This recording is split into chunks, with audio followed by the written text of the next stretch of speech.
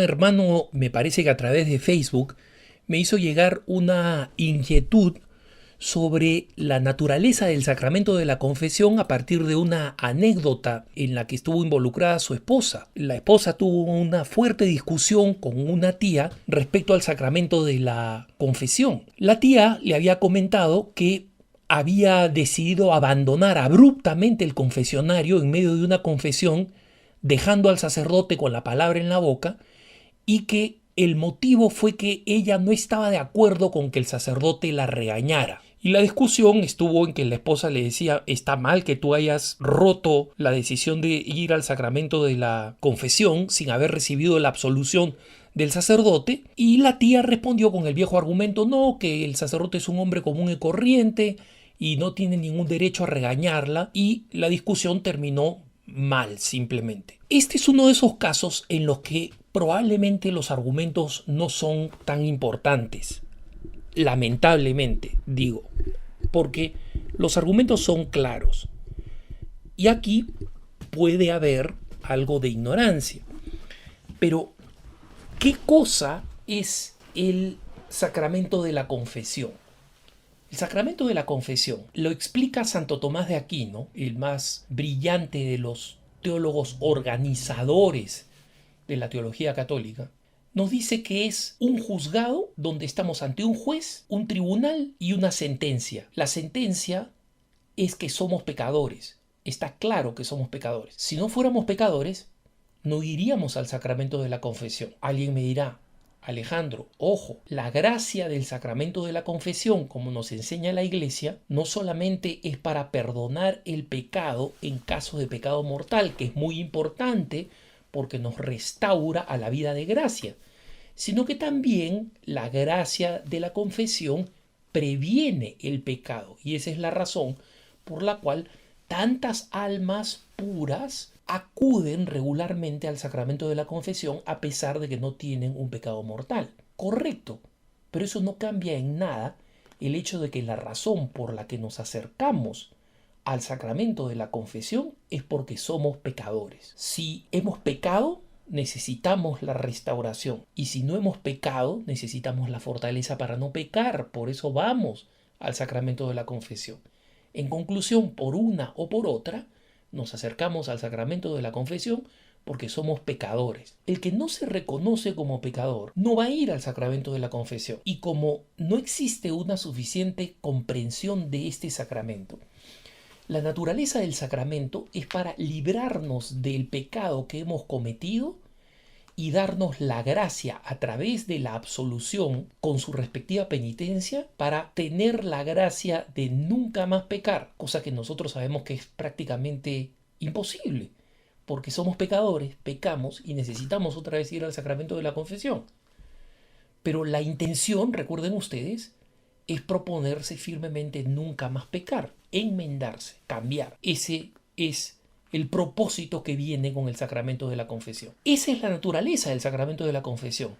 El que se acerca al sacramento de la confesión no está yendo a un juicio para ver si es que es inocente o culpable. No, es como si fuera también el cadalso. Estamos yendo como culpables al sacramento de la confesión. Pero por la gran misericordia de Jesús, en la potestad delegada al sacerdote, que efectivamente es un hombre común y corriente, pero con la potestad de atar en el cielo lo que ata en la tierra y desatar en el cielo lo que desata en la tierra. Con esa potestad. O sea, que sea un hombre común y corriente no cambia nada, que es un hombre común y corriente dotado de esa específica potestad que no tiene otra persona, que no tiene un psiquiatra, que no tiene un psicólogo, que no tiene un consejero espiritual que no es sacerdote, que no tiene nadie más que un sacerdote. Entonces, esa es la realidad del sacramento de la confesión. Pero con el sacramento de la confesión nosotros nos encontramos con dos problemas, que son los que tienen que ver con el caso que nos menciona este buen amigo a través de Facebook. Dos problemas, digo. El primero, muchas personas ven en el sacramento de la confesión una especie de terapia psicológica y van donde el sacerdote y le cuentan los problemas de todo el barrio, de todo el callejón, menos sus pecados, o entremezclados sus pecados y no con suficiente claridad. Cuando el sacramento de la confesión es para ir a confesar nuestros pecados. Por supuesto, hay sacerdotes de personalidad más amable, más pastoral, que escuchan estas cosas y tratan de incluir una cierta orientación espiritual dentro del sacramento de la confesión. Pero eso no es lo que corresponde, eso no es obligatorio, eso no es lo que debe hacer el sacerdote. Lo que el sacerdote debe hacer es escuchar, dar una penitencia y absolver, o en casos extremos contemplados por la ley canónica, retener la absolución o establecer condiciones para recibir la absolución, en casos específicos y extremos. Pero lo natural para nosotros católicos de a pie, de la calle, es ir, confesar nuestros pecados, recibir una recomendación, la penitencia y la absolución. Punto.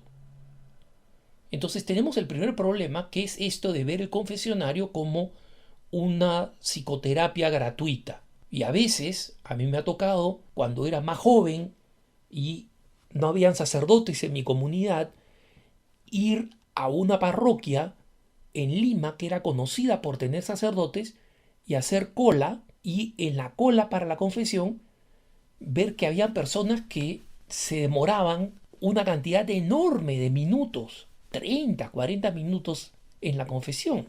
Entonces, claro, puede ser alguien que no se ha confesado en 40 años, pero luego seguía la siguiente persona, otros 30, 40 minutos. Las personas están contando los dramas de su vida. Un sacerdote tiene que tener la paciencia y el tacto pastoral para orientar a la persona y además ayudarla a hacer una buena confesión, para que no sienta que se ha liberado y que se ha descargado simplemente porque ha contado los problemas de su vida, sino porque realmente ha recibido el sacramento del perdón de los pecados.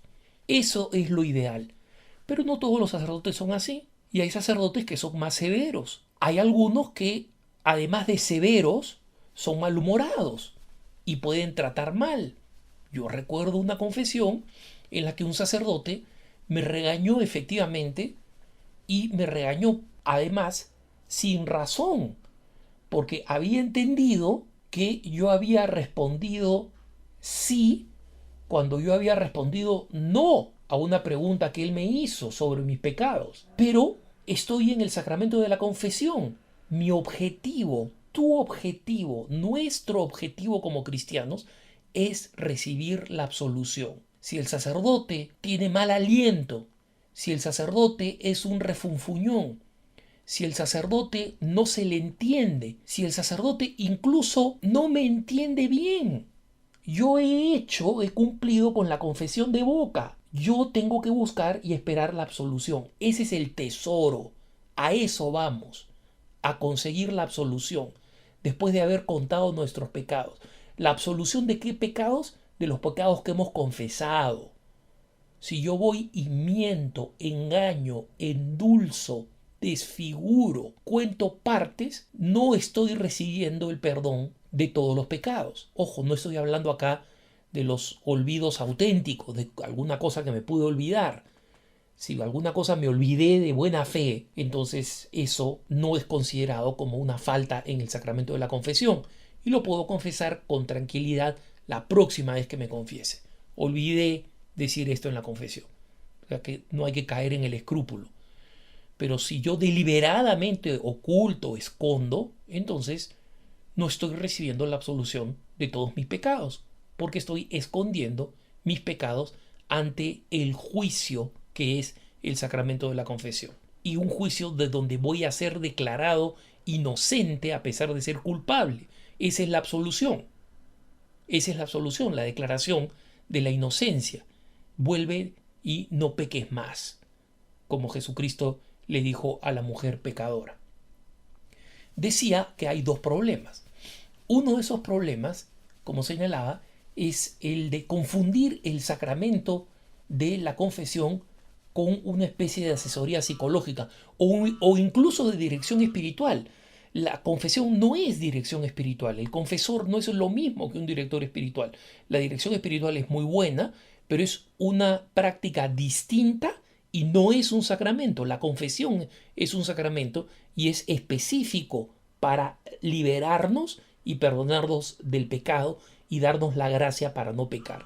¿Cuál es el segundo problema? El segundo problema es el de aquellas personas que se acercan para buscar ser justificadas y no corregidas. Hacía una distinción entre un sacerdote severo y un sacerdote malhumorado y refunfuñón. A mí me ha tocado sacerdotes muy severos. Los sacerdotes que me confiesan en alguna ocasión en EWTN son sacerdotes severos, llaman mucho la atención, corrigen firmemente el pecado y dan penitencias suculentas. Y eso está bien, porque eso nos devuelve, a mí personalmente me ayuda a tomar una mayor conciencia de la gravedad del pecado y cómo debo cumplir con el compromiso que hago después de confesarme de nunca más pecar. Eso es fundamental. Y justamente en esa medida, cuando una persona se acerca a que le digan las cosas que le gustan, no está entendiendo para qué es el sacramento de la confesión. Ese ya es un problema